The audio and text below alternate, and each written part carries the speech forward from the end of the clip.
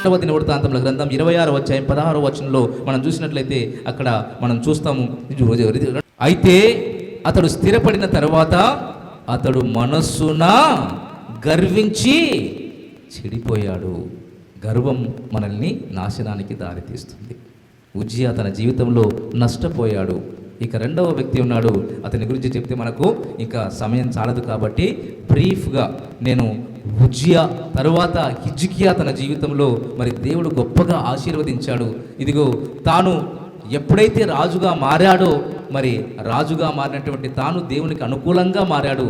దేవుడు చేసినటువంటి దేవుడు చెప్పినటువంటి వాటినన్నిటినీ జరిగించాడు.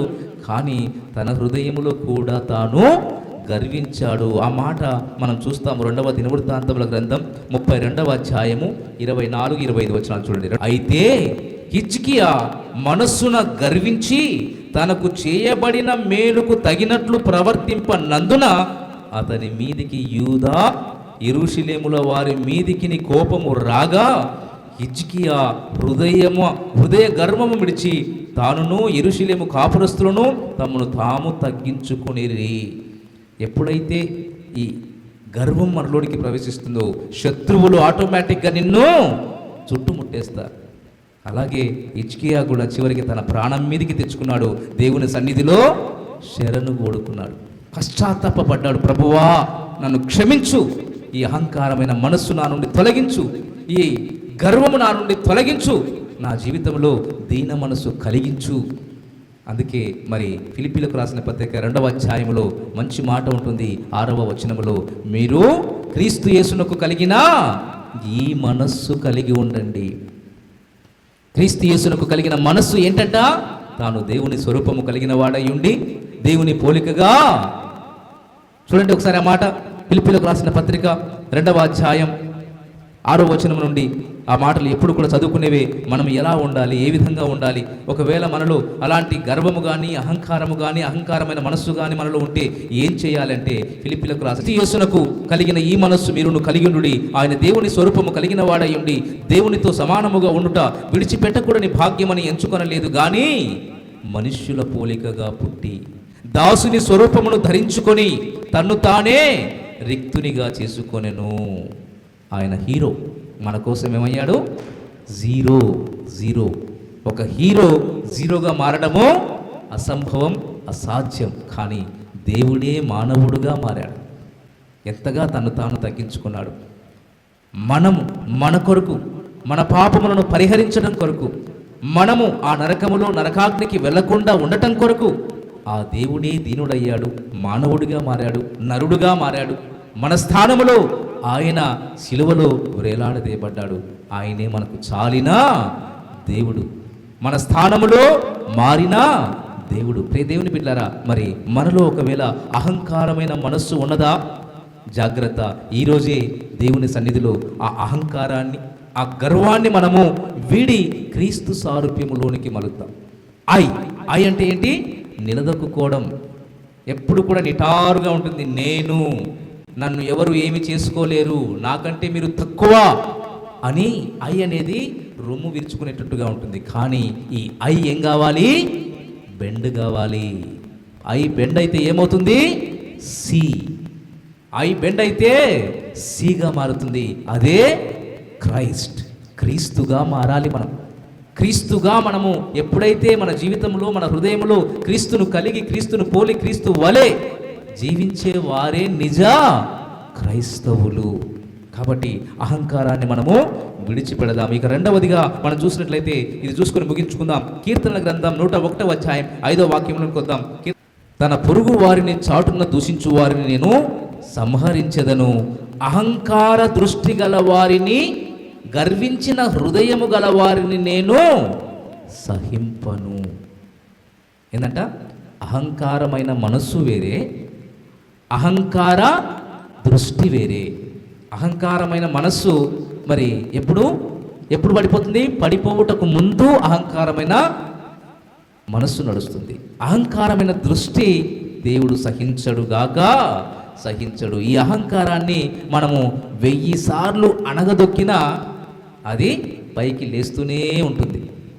కారణం ఏంటంటే ఈగో ప్రాబ్లం.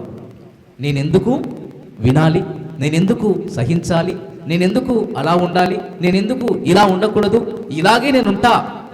ఇదే అహంకార దృష్టి. అహంకారి సమాజంలో తనకు ఒక గొప్ప స్థానం కావాలని కోరుకుంటూ ఉంటాడు. అహంకార దృష్టి గలవారు సమాజంలో ఒక గొప్ప స్థానము నాకు కావాలి అన్నటువంటి వ్యక్తులే వీళ్ళు ఏంటంటే తమ స్థాయికి కనీసము ఎవరిని కూడా తన దరిదాపుల్లోనికి రాణించుకోరు. ఎక్కడ నేను డౌన్ అయిపోతానో, ఎక్కడ నా పేరు పడిపోతుందో, ఎక్కడ నేను నా ఉనికిని కోల్పోతానో, ఇక ఏమాత్రమో నేను కనిపించనేమో అనే భయము వీళ్ళలో ఉంటుంది. అహంకార దృష్టి కలిగినటువంటి వారు ఈ అహంకార దృష్టితో ఏం చేస్తారంటే, ఇదిగో పైకి మాత్రము మేకపోతూ గాంభీర్యం ఉంటుంది. మేకపోతూ గాంభీర్యం, నేను చెప్తే వినాలి, నేను చెప్పిందే చేయాలి, నా ఆర్డర్స్ పాస్ చేస్తున్నాను, ఇది వాళ్ళు అహంకార దృష్టితో మాట్లాడేది. వాళ్ళ దగ్గరికి మరి వారిని కానీ ఏమాత్రము కూడా తనకంటే కొంచెం గొప్ప జ్ఞానము తెలిసినటువంటి వారిని కానీ, కొంచెం తనకంటే ఏదైనా తెలిసినటువంటి విషయము ఉంది అంటే వాళ్ళను ఏమాత్రం కూడా దగ్గర కూడా రానివారు. కారణం ఏంటంటే తాను ఎక్కడా తక్కువైపోతాను, తాను ఎక్కడా అధముడిగా మారిపోతాను, తన ఉనికిని తాను కోల్పోతానేమో అన్నటువంటి భయంతో అహంకార దృష్టి గల వారిని దేవుడు ఏం చేస్తాడంట, గర్వించిన హృదయం గల వారిని నేను సహించను, జాగ్రత్త. ఎవరైనా సరే ఇదిగో రే దేవుని బిడ్డలారా, ఈ మనకు ఏమాత్రం కూడా మనకు సరైనది కాదు. అయినప్పటికీ మనం దీన్నే ప్రదర్శిస్తూనే ఉంటాం, దీన్నే మనం కలిగి ఉంటూనే ఉంటాం. కానీ అది మంచిది కాదు. ఈ అహం మనకు ఏమాత్రమో సరైనది కాదు. అహంకార దృష్టి మనల్ని ఎంతసేపటికి మరి నష్టములోనికి మరి మనల్ని నడిపిస్తుంది. ఇక చివరిగా ఉన్నది మనం ప్రియ దేవుని బిడ్డలారా చూడండి ఒకసారి, అహంకారి అయినటువంటి గర్విష్ఠుడు.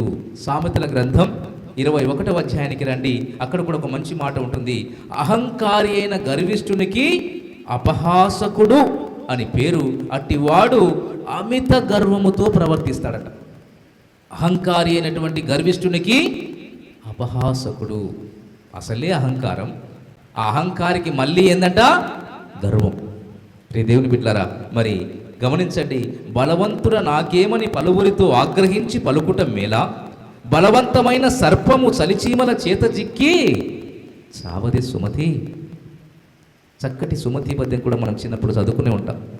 ఏమిటంట, బలవంతుడ నాకేమని పలువురితో ఆగ్రహిస్తే, నేను బలవంతుణ్ణి, నేను గొప్పవాణ్ణి, నాకంటే గొప్పవాళ్ళు లేరు అని చెప్పి బలవంతుడ నాకేమని పలువురితో ఏం చేస్తారు, వీళ్ళు ఆగ్రహం చూపిస్తారు, కోపం చూపిస్తారు.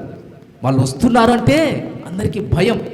నేను ఇదిగో ఎవరైతే బలవంతుడ నాకేమని పలువురితో ఆగ్రహిస్తారు, నేను బలవంతుణ్ణి, నేను గొప్పవాణ్ణి, నా దగ్గరే డబ్బుంది, నాకంటే అందరూ తక్కువ వారి అని ఇదిగో ఎవరిని పడితే వాళ్ళను తిట్టడం, ఆడిపోసుకోవడం, భయంకరంగా పదజాలాన్ని ఉపయోగించటం. నువ్వు ఎప్పుడైతే ఆ విధమైనటువంటి మనస్తత్వాన్ని కలిగి ఉంటావో, బలవంతుడ నాకేమని పలువురితో ఆగ్రహించి పలుకుట మేలా, బలవంతమైన సర్పము ఏం చేస్తుంది, చలిచీమల చేత చిక్కుతుంది ఒకరోజు, జాగ్రత్త. ఇదిగో ఏ రోజైనా సరే నీ జీవితంలో గర్వపడి 10 మందితో శత్రుత్వాన్ని కలిగి ఉంటే అది నీకు మంచిది కాదు. దానివల్ల నీకు నష్టమే, దానివల్ల నీకు ఉపయోగము లేదు, దానివల్ల నీకు ప్రయోజనము కానే కాదు. కాబట్టి చివరిగా మన జీవితాల్లో ఇదిగో మనము కలిగి ఉండవలసింది ఏంటంటే, ప్రసంగి గ్రంథం 7వ అధ్యాయం 8వ వాక్యానికి రండి. మరి అహంకారము గలవాని కంటే శాంతము గలవాడు శ్రేష్ఠుడు. చూడండి అన్నమాట, అహంకారము గలవాని కంటే శాంతము గలవాడు శ్రేష్ఠుడు. కాబట్టి మరి శాంత గుణము కలిగి ఉండాలి. ఆత్మఫలం ఏం చెబుతుందంటే, ప్రేమ, సంతోషము, సమాధానము, దీర్ఘశాంతము, దయాలుత్వము, మంచితనము, ఆశానిగ్రహము, విశ్వాసము, ఇంకా చివరిగా మనకు మరి కనబడుతుంది దీర్ఘశాంతము కలిగి ఉండాలి. ఎంతగా నువ్వు దీర్ఘశాంతము కలిగి ఉంటావో నీ జీవితంలో ఇదిగో ఇక్కడ అంటున్నాడు, అహంకారము గలవాని కంటే శాంతము గలవాడు శ్రేష్ఠుడు. ప్రభువునందు ప్రియులారా, ఈ సందేశాలు మీకు నచ్చినట్లయితే దయచేసి లైక్ చేయండి, సబ్స్క్రైబ్ చేయండి, పక్కనే ఉన్న బెల్ బటన్ నొక్కండి. ఈ సందేశాలను దయచేసి 10 మందికి షేర్ చేయమని ప్రభువు నామమున ప్రేమతో మీకు మనవి చేస్తున్నాం. Thank you. Praise the lord.